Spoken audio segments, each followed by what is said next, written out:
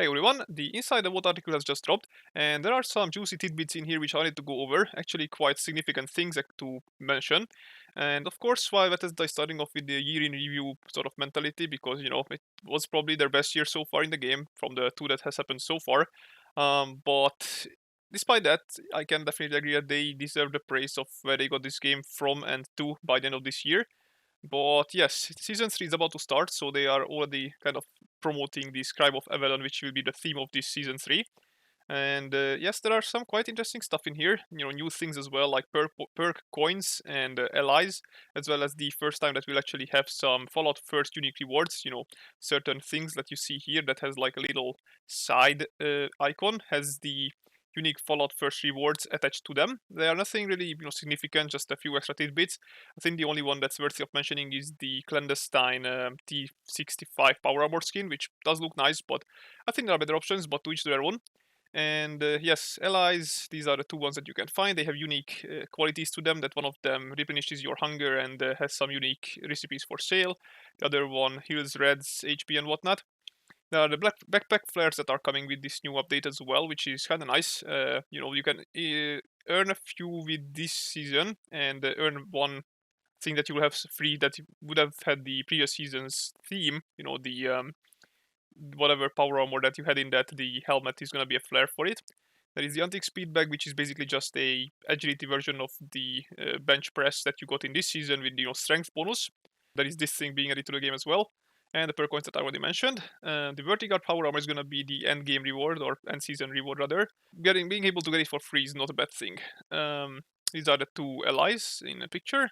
This is the backpack flare that you can see here. You always have two of them, but I think you can customize each separately. So you can have one here and another on the other side, but don't quote me on that. New vending machine, free collectron, which is nice. This is the punching bag thing, and some weapon skins and whatnot. Then we've got the juicy stuff. Stash increase by 50%. That's the biggest increase that you've gotten so far. Actually, the first increase from 400 to 600 was also 50%, but by the amount of how many pounds it is, 400 pounds, this is the biggest increase by far. So that's actually quite nice, because I know that most people here are kind of getting forced into buying Fallout first just so that they can manage their own inventory. But with this, they might have a bit more leeway before they need to give in to buy the stash box, the scrap box. Sorry. Then there is the stack weight, which was present in I think Fallout 3 even, but New Vegas for sure.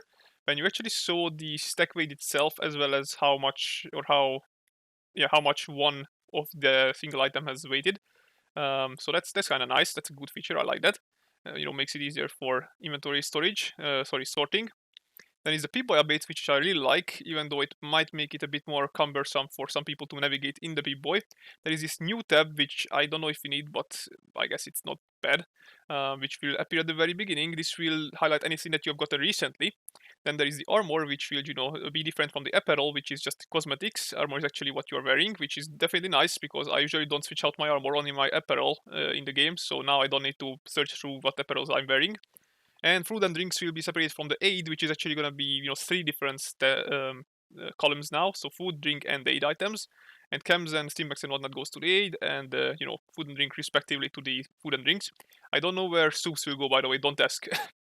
Then there is the final one, the vending machine update, which will actually now only display the items that you have. So there is going to be no empty rows. Like if you don't have any weapons, it won't say that you have any weapons. But it will display now separately with the different stars, non-star legendary, non-star armor, and then star legendaries, and how many stars it's got.